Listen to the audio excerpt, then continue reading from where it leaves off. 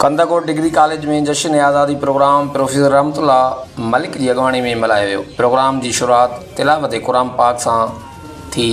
Programme में professor Nurman Malik, Habibullah Pathan, professor Wajid Bukhari, professor Abdurrahman Malik, Mohammad Ismail Chachar, professor Fazlurrahman Lashari ऐं ॿियनि शिरकत कई।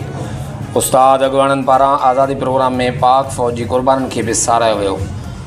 मार्का हक़ जे उनवान हेठि प्रोग्राम में शागिर्दनि मां हसीब ख्वाजा ऐं मुज़म्मिल कुरैशी नात पढ़ी, जॾहिं त हसन मीरानी मिली नगमो झूंगारे पिंडाल खे झूमाए छॾियो।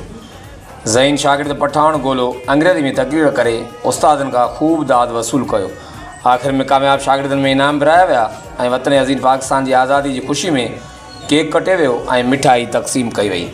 कैमरामैन टीम सां गॾु जावेद उस्मान बिजरानी, JTN न्यूज़, कंदाकोट।